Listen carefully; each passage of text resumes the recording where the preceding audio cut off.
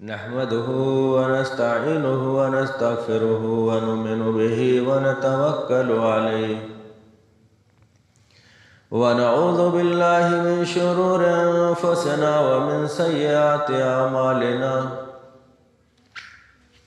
ومن يهده الله فلا مضل له ومن يضلل فلا هادي له وأشهد أن لا إله إلا الله وحده لا شريك له وأشهد أن محمدًا عبده ورسوله أما بعد فإن خير الحديث كتاب الله وخير الهدي هدي محمد صلى الله عليه وسلم وشر الأمور محدثاتها وكل محدثة بدعة وكل بدعة ضلالة وكل ضلالة في النار فأعوذ بالله السميع العليم من الشيطان الرجيم بسم الله الرحمن الرحيم قال الله تبارك وتعالى في كلامه المجيد والفرقان الحميد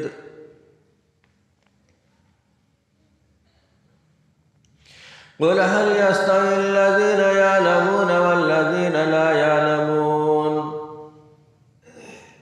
وقال الله تبارك وتعالى في كلامه المجيد واعلم أنه لا إله إلا الله سبحانك لا علم لنا إلا ما علمتنا إنك أنت العليم الحكيم رب اشرح لي صدري ويسر لي أمري واحلل عقدة من لساني يفقهوا قولي رب زدني علما اللهم رب زدني علما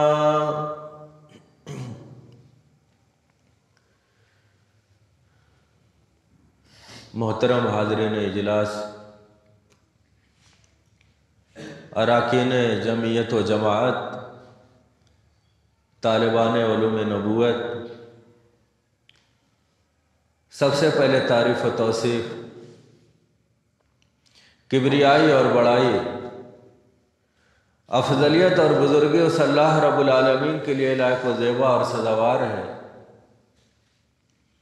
جو اس کائنات کا خالق و مالک، رازق اور پالنہار ہے۔ ہر قسم کا تصرف جس کے اختیار میں ہے، بعدہ بے شمار درود و سلام ہو اس ہستی اقدس و مقدس پر جس کا نام نامی اسم گرامی حضرت محمد مصطفیٰ صلی اللہ علیہ وسلم۔ حضرات گرامی،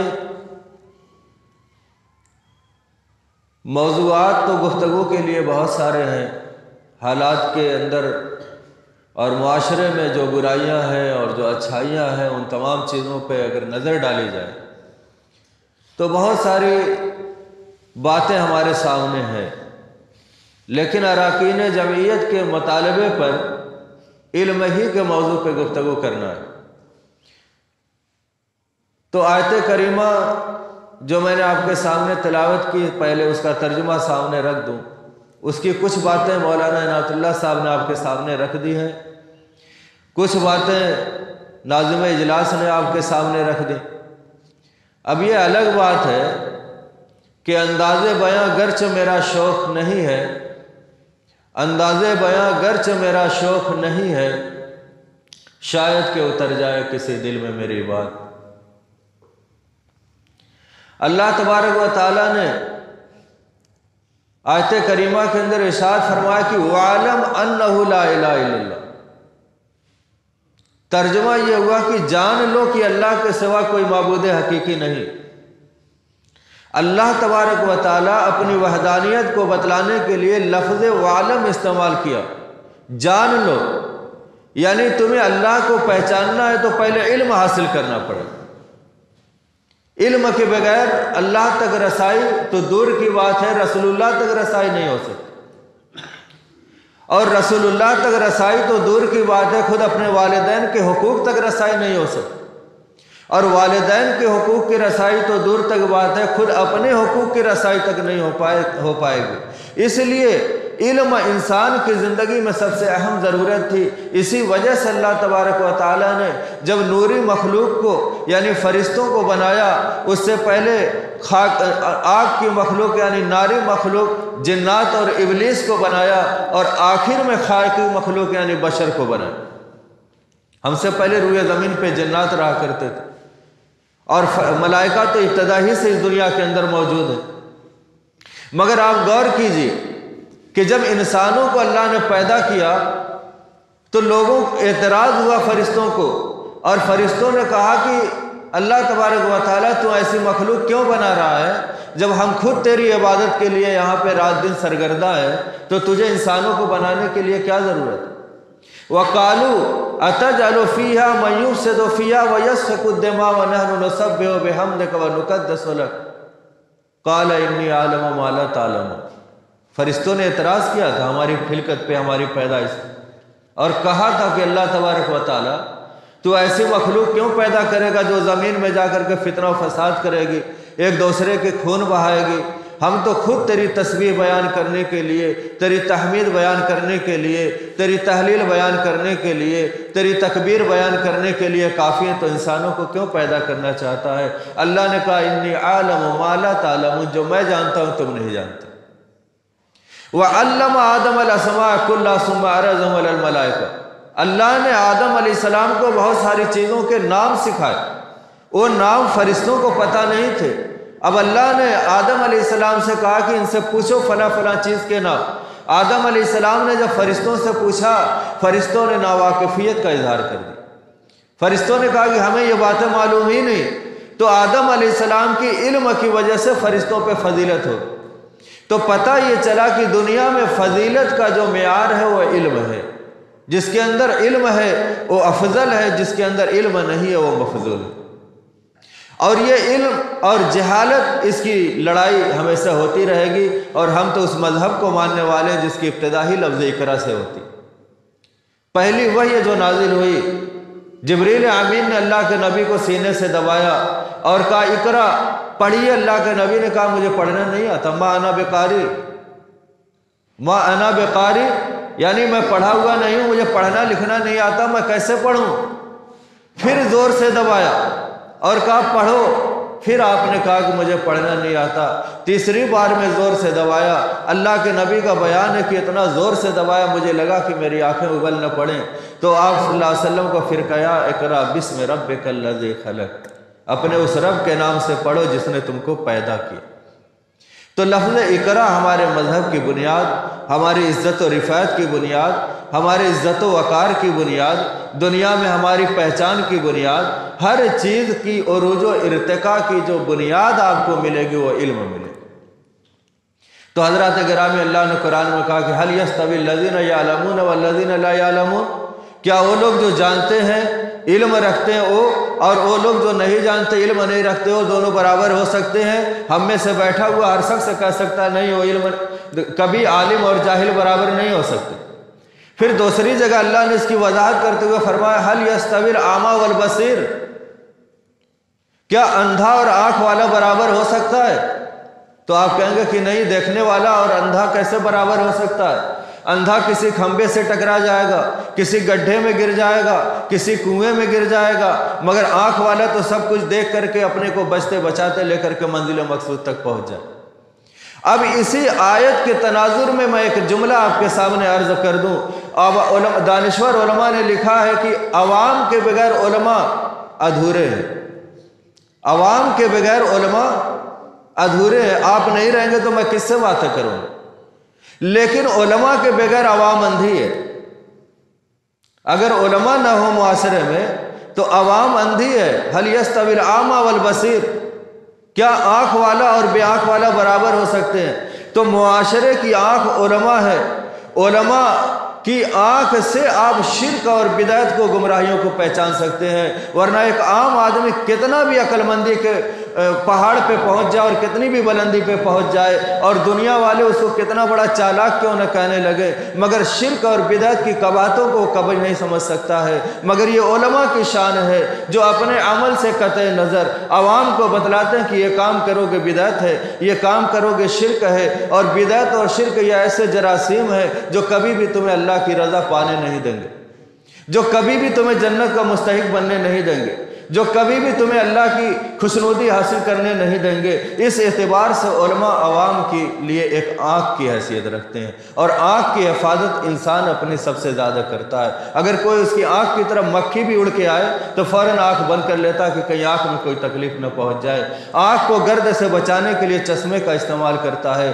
آنکھ پہ کوئی ضرب آ جائے اس سے پہلے آنکھ اٹھا کر کے اپنے آنکھ کو بچانے کی کوشش کرتا ہے۔ تو جس طرح انسان اپنے تمام اعضاء سے زیادہ اپنی آنکھ کی حفاظت کرتا ہے، عوام کی ذمہ داری ہے کہ اپنی تمام چیزوں سے زیادہ اپنے علماء کی حفاظت، اپنے علماء کی عزت، اپنے علماء کے احترام کو اپنی سراخوں پہ رکھیں۔ یہ آیت کریمہ ہمیں سکھلاتا ہے۔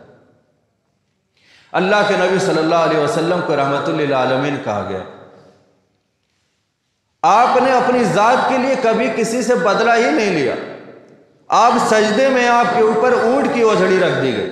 آپ کو پتا ہے کہ بکرے کی اوجھڑی چھوٹی ہوتی ہے، بھینس کی اس سے بڑی ہوتی ہے، لیکن اونٹ کی سب سے بڑی ہوتی ہے، اس میں وزن سب سے زیادہ ہوتا ہے۔ سجدے کی حالت میں کافروں نے لا کر کے اونٹ کی اوجھڑی آپ کی گردن مبارک پہ رکھ دی۔ یہ منظر کئی لوگ کھڑے ہو کر کے دیکھ رہے تھے۔ کافروں کے ڈر سے کسی کو جرأت نہیں ہوئی کہ جا کر کے وہ اوجھڑی کو آپ کے سر مبارک سے ہٹا دیں۔ یہ خبر حضرت فاطمہ تک پہنچی، دوڑی ہوئی آئیں اور رونے لگیں، اور انہوں نے بمشکل اللہ کے نبی کے اوپر سے اوجھڑی ہٹائی، اور آپ صلی اللہ علیہ وسلم سجدے سے اٹھے۔ اتنی تکلیف کا آپ نے سامنا کیا۔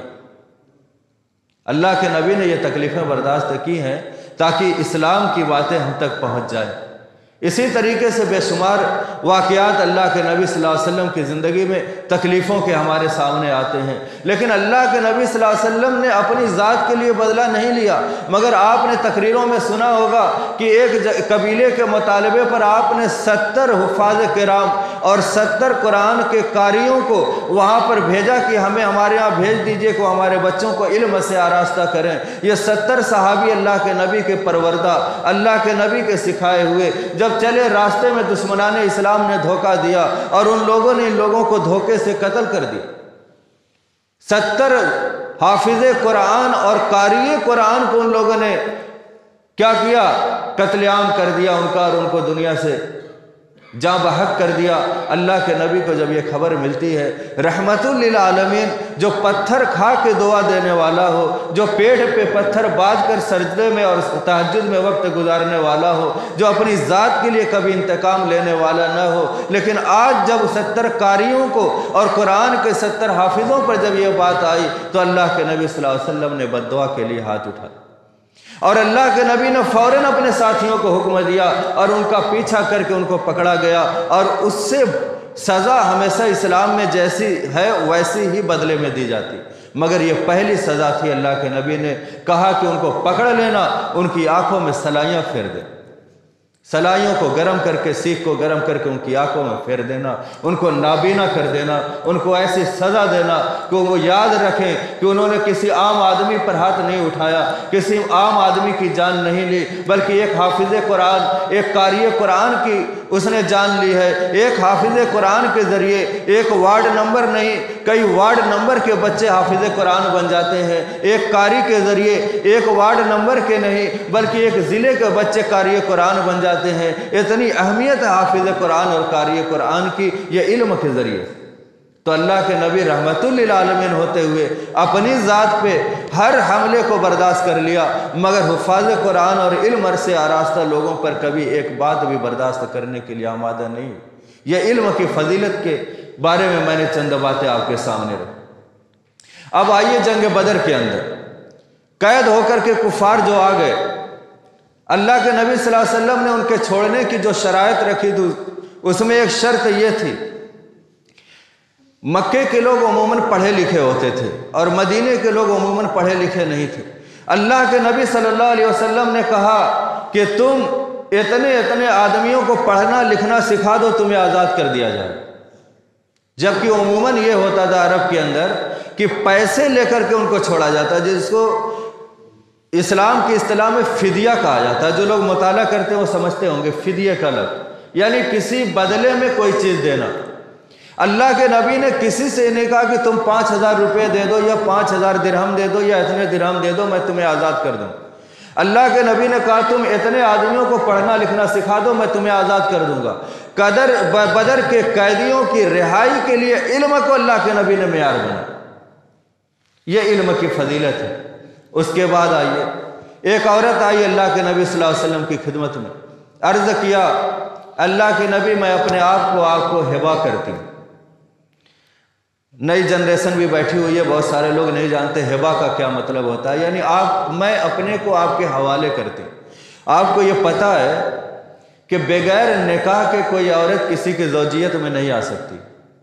اس کے لیے ایک مولوی صاحب آئیں گے اور نکاح پڑھائیں گے، ایک ولی کا ہونا شرط ہے، 2 گواہ کا ہونا شرط ہے، اور معاشرے کے چند افراد کا وہاں موجود ہونا شرط ہے۔ مگر اللہ کے نبی کی یہ خصوصیت تھی کہ کوئی بھی عورت آ کے کہے میں اپنے آپ کو ہبہ کرتی ہوں، اور آپ اس کو اپنی زوجیت میں بغیر نکاح کے رکھ سکتے تھے۔ یہ اللہ کے نبی کی خصوصیت تھی۔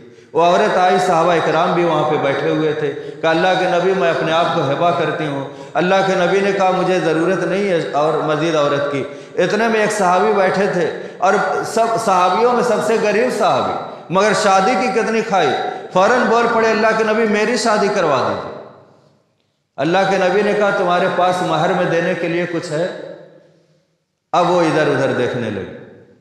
پوچھا شادی کرنے کا مطالبہ کر رہے ہو، تم مہر میں کیا دو گے؟ کیا تمہارے پاس لوہے کی انگوٹھی ہے؟ یعنی لوہے کی انگوٹھی، عموماً چاندی کی انگوٹھی مردوں کو پہننا ہے، اور لوہے کی انگوٹھی پہننے میں اختلاف ہے علماء کے درمیان۔ مگر حقارت کی بنا پر اللہ کے نبی نے پوچھا کہ اگر لوہے کی بھی انگوٹھی تمہارے گھر میں موجود ہو تو لا کر کے مہر میں دے دو، میں ابھی تمہارا نکاح اس سے پڑھا دوں۔ وہ صحابی رسول گئے گھر اور تلاش کر کے آئے اور جواب دیا کہ میرے گھر میں دینے کے لیے کچھ نہیں۔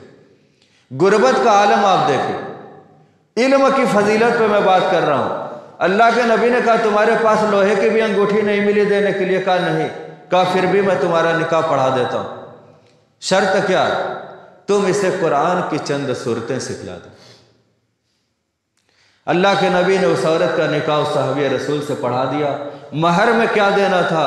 مہر میں اس عورت کو چند قرآن کی صورتیں سکھلانی تھی۔ تو یہ علم صرف علم نہیں ہے، یہ قیمت بھی رکھتا ہے۔ یہ علم پیسے کے برابر بھی ہے، جہاں پیسہ کام نہ کرے وہاں علم کام کر سکتا ہے۔ مہر میں نقد روپیہ دینا، چاہے سونے کی شکل میں ہو، روپے کی شکل میں ہو، درہم و دینار کی شکل میں ہو، مہر میں دینا ضروری ہے۔ مگر اللہ کے نبی نے قرآن کی آیت کو سونے کے سکے درہم و دینار کے برابر، ریال اور ڈالر کے برابر بنا دیا، اور دنیا کو یہ بتا دیا کہ تمہارے روپیے اور پیسے اور دولت جہاں پہ کام نہیں کریں گے وہاں قرآن آیات اور یہ علم کام میں آ جائے۔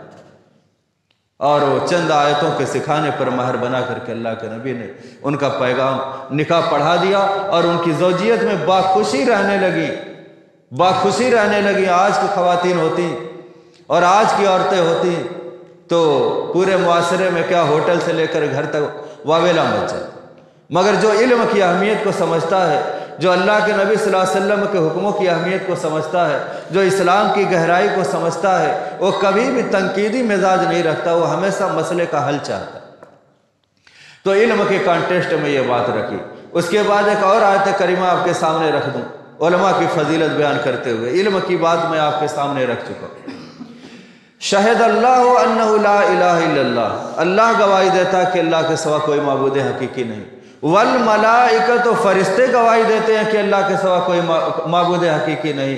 وَأُولُو الْعِلْمِ، اور علماء گواہی دیتے ہیں کہ اللہ کے سوا کوئی معبود حقیقی نہیں۔ آپ کو تعجب ہوگا کہ اللہ نے اپنے نام کے ساتھ فرشتوں کا نام ذکر کیا، فرشتوں کے نام کے ساتھ علماء کا ذکر کیا، حالانکہ معاشرے میں اور بھی بڑے بڑے طبقات ہیں جو اسلام کی اشاعت میں بڑے کام میں آتے ہیں۔ عمرہ کا طبقہ ہے، رؤسا کا طبقہ ہے، مالداروں کا طبقہ ہے، غربا و مساکین ہیں، اور بھی بہت سارے لوگ ہیں جو اسلام کی اشاعت میں کام میں آتے ہیں۔ مگر اللہ نے فرشتوں کے ذکر کے بعد عوام میں سے سب سے پہلے اگر ذکر کرنا مناسب سمجھا تو علماء کا ذکر ہے کہ اللہ کی وحدانیت کی گواہی سب سے پہلے اللہ خود دیتا ہے، اس کے بعد فرشتے دیتے ہیں، اس کے بعد علماء دیتے ہیں، پھر اللہ نے گواہی دی انما یخشی اللہ من عبادہ العلماء کہ اللہ رب العالمین سے سب سے زیادہ اگر کوئی ڈرنے والے ہیں وہ علماء کرام ہیں۔ اب آپ کے لوگوں کے تجربے میں یہ بات آئی ہے کہ فراڈ کرنے میں بھی علماء کرام پکڑے گئے،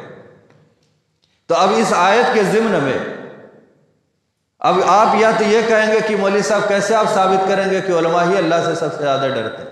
تو یہاں پر ایک نکتے کی بات میں آپ کو بتلا دوں کہ جب کہا جائے کہ علماء اللہ سے سب سے زیادہ ڈرتے ہیں تو اس سے مراد ہر عالم نہیں ہوتا، اس سے مراد ہر عالم نہیں ہوتا ہے۔ صرف تقریر کر لینے سے کوئی عالم نہیں ہوتا، صرف تصنیف کر لینے سے کوئی عالم نہیں ہو جاتا، صرف کتابیں لکھ لینے سے کوئی عالم نہیں ہو جاتا ہے، اور صرف کرتا اور پائجامہ اور مولویوں والا لباس اور شکل و صورت بنا لینے سے کوئی عالم نہیں ہو جاتا ہے، بلکہ اس آیت میں وہ علماء مراد ہیں جو اللہ رب العالمین کے خوف و ہراس میں اپنی زندگی گزارتے ہیں، اور جو ہر وقت اپنی زندگی کو اس انداز میں گزارتے ہیں کہ کہیں میرے کسی ادنا عمل سے اللہ رب العالمین ناراض نہ ہو جائے۔ تو معلوم ہوا کہ اللہ اب اس آیت کا میں ترجمہ آپ کے اعتراض کو حل کرنے کے لیے اس طرح کر دوں، جو ترجمہ میں نے کیا وہ موجودہ قرآن سے میں نے کیا، لیکن اب آپ کی زبان میں ترجمہ کر دوں، سب سے زیادہ اللہ سے ڈرنے والے وہ علماء ہیں جو متقی۔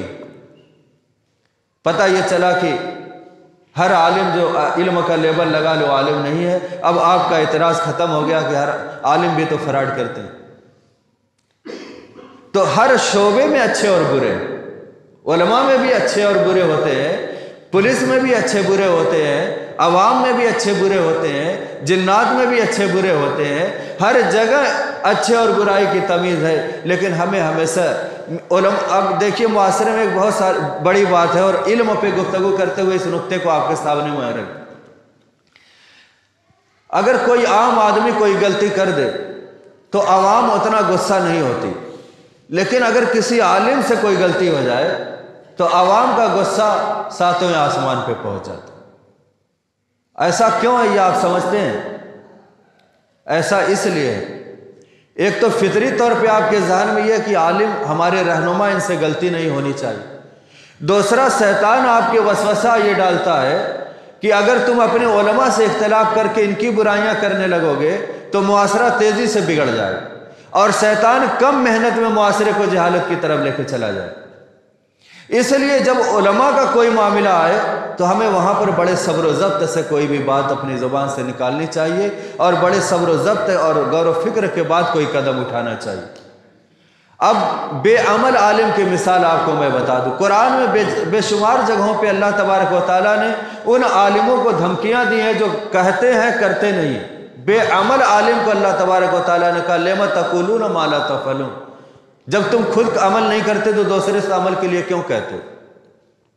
مگر آپ کو یہ بتا دینا چاہتا ہوں کہ علماء کے اوپر دو ذمہ داری ہوتی ہے۔ ایک تو یہ کہ وہ آپ کی طرح انسان ہے، وہ بھی جیسے آپ عمل کے مکلف ہے، عالم بھی عمل کا مکلف ہے۔ دوسرا یہ کہ اس نے علم سیکھا ہے تو علم پہنچانے کی ذمہ داری بھی اس کے اوپر ہے۔ اگر وہ علم بھی نہ پہنچائے اور عمل بھی نہ کرے تو ڈبل مجرم ہو جاتا ہے۔ اس لیے وہ علم کو پہنچانے کے کم سے کم عذاب سے تو بچ جائے گا، باقی عمل میں ہم سب برابر ہیں۔ علماء کی پکڑ زیادہ ہے چونکہ وہ عالم دین تھا، وہی گناہ آپ کریں گے، وہی گناہ ایک عالم کرے تو آپ کی پکڑ کے بنسبت آپ کے کئی گنا درجے زیادہ پکڑ عالم کی ہوگی، کیونکہ جب اس کا مرتبہ بڑا ہے تو اس کا مواخذہ بھی بڑا ہے۔ ایک مثال دیتا ہوں، اور اس مثال کو اگر آپ نے سمجھ لیا تو میں سمجھتا ہوں کہ عالموں پہ غصہ کم آیا۔ کون سے عالموں پہ؟ جو بے عمل ہے۔ آپ کسی صحرا میں سفر کر رہے ہیں، دور دور تک صحراؤں میں پیڑ نہیں ہوتے، درخت نہیں ہوتے، اور سخت گرمی کا زمانہ اور تیز دھوپ ہے اور گرمی کا زمانہ ہے، کہیں پر سایہ نہیں ہے۔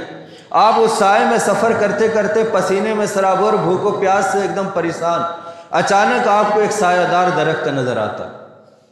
آپ نے اس سایہ دار درخت کے نیچے کچھ دیر بیٹھ کر کے آرام کر لیا اور سایہ حاصل کر لی۔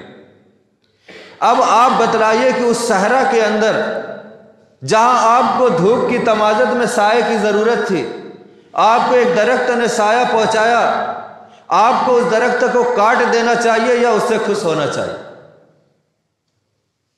یہ میرا سوال ہے آپ سے، کوئی بھی جواب دے سکتا۔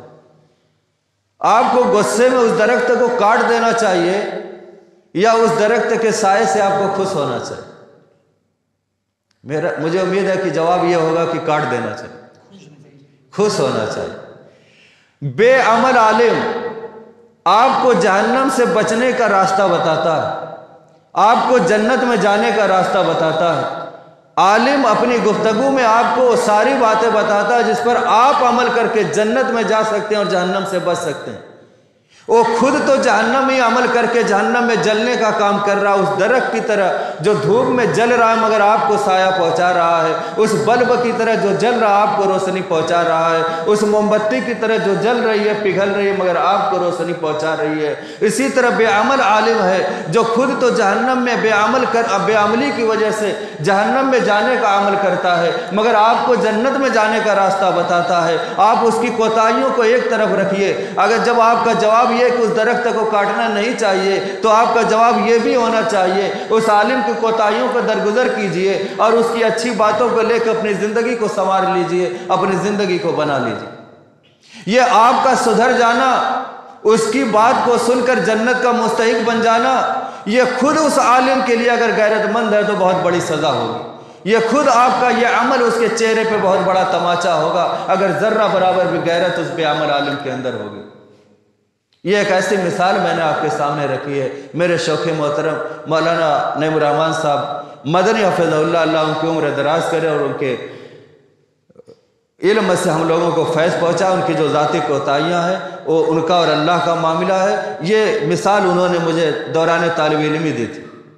ان علماء کے دفاع میں جن عالموں کی چند ذاتی غلطیوں کو بنیاد بنا کر لوگ بے عملی کرتے ہیں کہ فلاں عالم نے داڑھی کاٹی ہے میں بھی کاٹوں گا، فلاں عالم نے داڑھی نہیں رکھی ہے میں بھی نہیں رکھوں گا، فلاں عالم کرتا پاجامہ نہیں پہنتا ہے میں بھی نہیں پہنوں گا۔ یاد رکھیے کسی کی بے عملی کو دلیل بنا کر بے عملی کرنا یہ سب سے بڑا گناہ ہے۔ کسی کی بے عملی کو بے عملی کی دلیل بنا کر خود بے عمل بننا یہ سب سے بڑا گناہ ہے۔ اس لیے کہ ہر شخص کا مواخذہ قبر میں الگ الگ ہوگا، حساب سب کو اپنا اپنا دینا ہے۔ اس لیے ان دنیا کے چکروں میں اور چند لوگوں کے بہکاوے میں اور شیطانی وسوسے میں آنے کی ضرورت نہیں ہے۔ علماء کی غلطیوں کو درگزر کیجئے۔ ایک مرتبہ حضرت ابوبکر صدیق رضی اللہ تعالیٰ عنہ کی ایک دوسرے صحابی رسول سے بحث ہونے لگی۔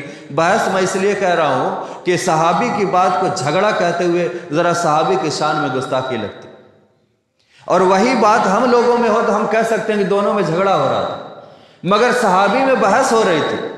صحابی کبھی جھگڑا نہیں کرتے، صحابی مسئلے کا حل نکالنے کے لیے بحث کرتے۔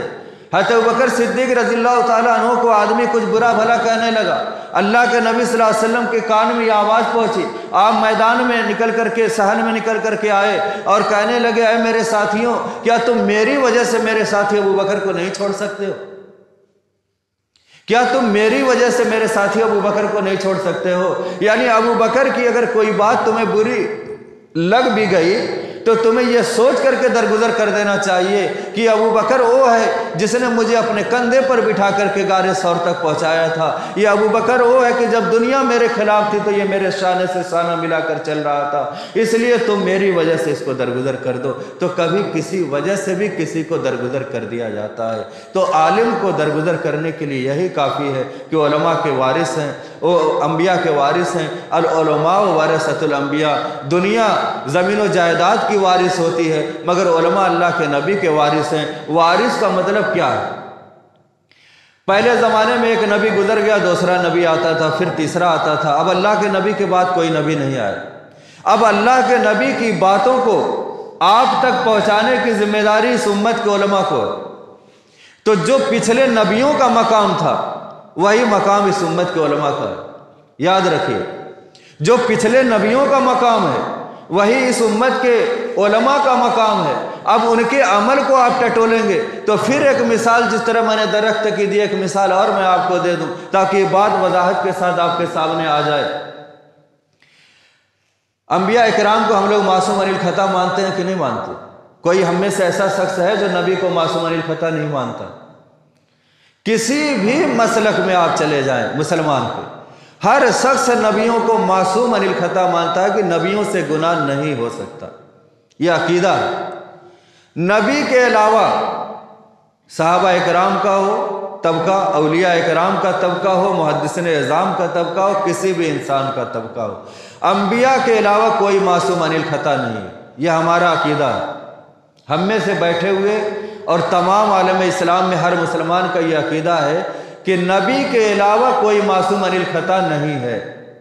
اب ہم نے یہ تو عقیدہ بنا لیا کہ نبی کے علاوہ کوئی معصوم عن الخطا نہیں ہے، تو علماء معصوم عن الخطا نہیں، یعنی ان سے خطا ہو سکتی ہے۔ پھر خطا جب آپ ہی کا عقیدہ ہے کہ خطا ہو سکتی ہے، تو اب خطا ہو گئی تو پھر لاٹھی لے کے کیوں گھومتے؟ آپ خود اپنے عقیدے کی مخالفت کرتے۔ ہمارا عقیدہ ہے کہ خطا نبی کے علاوہ کسی سے بھی ہو سکتی ہے۔ اب بحیثیت بشر کسی عالم سے بھی خطا ہو گئی تو خطا کس درجے کی اس کو دیکھ کر کے پنچایتی نظام کے تحت اس کو حل کیجئے، نہ یہ کہ الگ الگ ہوٹلوں پہ بیٹھ کے، چوراہوں پہ بیٹھ کے، نکڑوں پہ بیٹھ کر کے اس کو تنقید کا نشانہ بنائیں گے۔ اسی عادت نے علماء اکرام کو آج معاشرے میں اس بات پہ مجبور کر دیا ہے کہ اپنے لڑکوں کو، اپنے لڑکوں کو یا اپنے بچوں کو عالم دین مت بنا۔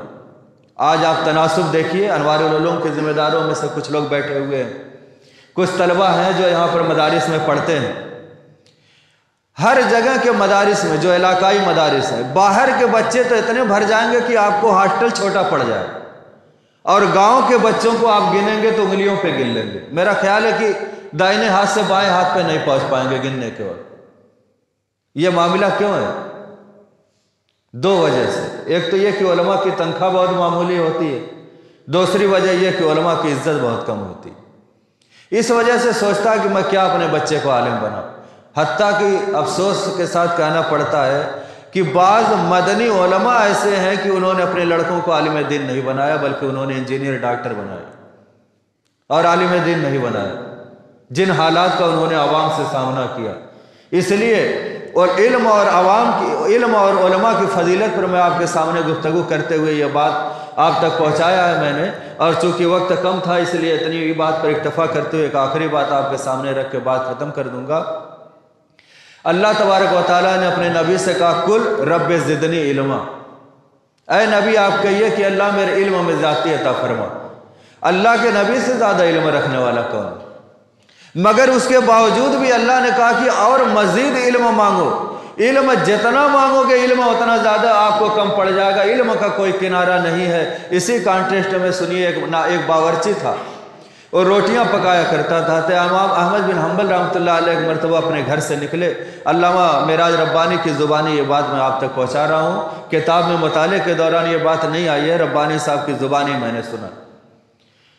یہ پہنچے رات کے وقت ایک ایسے علاقے میں، اجنبی ماحول میں پہنچے جہاں کوئی پہچاننے والا نہیں تھا۔ تو عالم جب کسی علاقے میں جاتا ہے تو کسی کے گھر نہیں جاتا، مسجد میں جاتا ہے اور مسجد میں رک جاتا ہے۔ اور جو مسجد کے مؤذن ہوتے ہیں، جو تنخواہوں پہ رکھے جاتے ہیں، وہ بڑے ٹیڑھے مزاج کے ہوتے ہیں، وہ جلدی کسی کو گھسنے نہیں دیتے مسجد میں کہ پتہ نہیں کس خیال کا آدمی ہوگا، اجنبی آدمی ہے۔ امام احمد بن حنبل رحمۃ اللہ علیہ مسجد کے دروازے پہ پہنچے، سوچا مسجد میں گھس کر کے میں اندر آرام کر لوں، مؤذن نے دھکا دے کر کے مسجد سے باہر نکال دی۔ کہا میں مسجد کے زینے پہ، مسجد کی سیڑھیوں پہ لیٹ لوں گا، باہر دروازے پہ، کہا یہاں بھی سونے کی اجازت نہیں ہے۔ مسجد کے ٹھیک سامنے ایک نانبائی کی دکان تھی۔ کس کی؟ نانبائی کی۔ اس نے یہ منظر دیکھا کہ ایک آدمی اجنبی ہے اور اس کو مسجد میں سونے نہیں دیا جا رہا ہے اور اس کو سیڑھیوں پر بیٹھنے نہیں دیا جا رہا ہے۔ وہ شخص آگے بڑھا اور ان کو لے کر کے کہا چلیے میرے ہوٹل میں آرام کیجیے۔ لے کے آئے اور ہوٹل پہ اندر ایک چٹائی پہ بٹھا دیا اور وہ اپنا روٹیاں پکانے، اور روٹیاں پکاتے وقت وہ استغفار پڑھ رہے ہیں کثرت سے، استغفر اللہ استغفر اللہ۔ امام احمد بن حنبل رحمۃ اللہ علیہ نے پوچھا کہ آپ استغفار اتنی کثرت سے کیوں پڑھتے؟ کہا کہ میں استغفار پڑھتا ہوں تو اللہ تبارک و تعالیٰ نے مجھ کو مستجاب الدعوات بنا دیا ہے، اور میں جو بھی دعا کرتا ہوں اور جو بھی خواہش کرتا ہوں وہ چیز مجھ کو مل جاتی ہے۔ مجھ کو اپنی زندگی کی ایک ایک چیز مل گئی، ہر چیز میں پا گیا ہوں، مگر ایک زمانے سے میں استغفار پڑھ رہا ہوں، میری ایک خواہش ہے جو ابھی تک پوری نہیں ہوئی۔ امام احمد بن حنبل رحمۃ اللہ علیہ نے کہا استغفار پڑھنے سے ہر خواہش پوری ہو گئی؟ اور ایک مدت گزر گئی ہے کہ خواہش تمہاری رہ گئی نہیں پوری، وہ کون سی خواہش؟ اور نانبائی بولا میری خواہش ہے کہ ایک مرتبہ میری ملاقات امام احمد بن حنبل رحمۃ اللہ علیہ سے ہو۔ یہ سننا تھا کہ امام احمد بن حنبل رحمۃ اللہ علیہ نے کہا کہ لو آج تمہاری یہ خواہش بھی پوری ہو گئی، یہ جو سامنے فقیر بیٹھا یہ احمد بن حنبل، یہ استغفار کا فائدہ۔ اور یہ عالم کی قدر آپ دیکھیے، دل میں برسوں سے خواب سجائے بیٹھا کہ کبھی میں ان کی ایک مرتبہ زیارت کروں۔ علامہ احمد بن حنبل رحمۃ اللہ علیہ کی یہ علم اور علماء کی فضیلت پہ چند باتیں آپ کے سامنے میں نے مختصراً رکھی ہے۔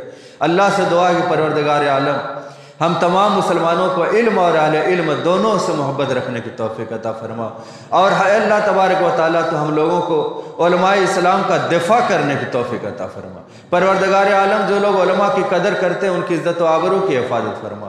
اللہ رب العالمین سعودی حکومت جو مملکت توحید کہلاتی ہے اس کی حفاظت فرما، حرمین شریفین کی حفاظت فرما، وہاں کے خادمین کی حفاظت فرما۔ اللہ ہم میں سے جو بے عمل ہے ان کو صاحب عمل بنا دے، جو بے اولاد ہے انہیں صاحب اولاد بنا دے۔ اللہ رب العالمین جو بیمار ہے انہیں شفا کلی عطا فرما دے، جو بے اولاد ہے انہیں صاحب اولاد بنا دے۔ اللہ تو جب تک ہمیں دنیا میں زندہ رکھ ایمان و اسلام پر زندہ رہ، اور جب ہماری روح ہماری قفس انصری سے پرواز کرے تو اے بار الہ تو ہماری زبان پہ کلمہ لا الہ الا اللہ محمد رسول اللہ جاری کر دینا۔ وآخر دعوانا الحمدللہ رب العالمین، والسلام علیکم ورحمۃ اللہ وبرکاتہ۔